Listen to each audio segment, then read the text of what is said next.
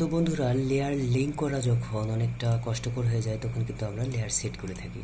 তো এখানে এইভাবে ক্লিক করে লেয়ার লিঙ্ক করাটা অনেকটা কষ্টসাধ্য, তখন আমরা এখান থেকে লেয়ার লিঙ্ক করে থাকি।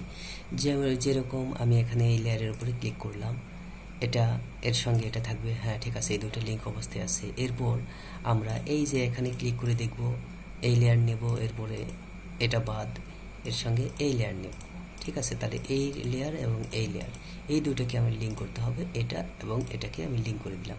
এই যে এই লেয়ার লিঙ্কটা দেখুন এলোমেলো অবস্থায় আছে, আপনি একটু দেখলে বুঝতে পারবেন।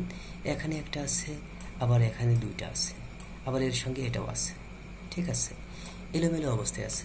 এইটা আমাদের যদি পরবর্তীতে ব্যবহার করতে হয়, আমরা এটিকে লিঙ্ক অবস্থায় রাখবো আর সেট অবস্থায় রাখবো। সেক্ষেত্রে কী করবো, এরকম লিঙ্ক করা অবস্থায় এটাকে আমরা ড্র্যাগ করে নিয়ে গিয়ে এই যে ফোল্ডারের মতো অপশন আছে বন্ধুরা, এই ফোল্ডারের অপশনের মতো অপশনে ছেড়ে দেবো।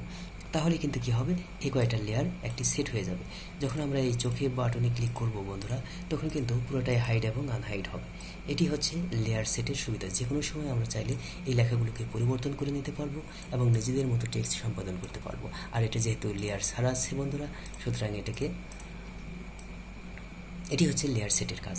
ধন্যবাদ সবাইকে।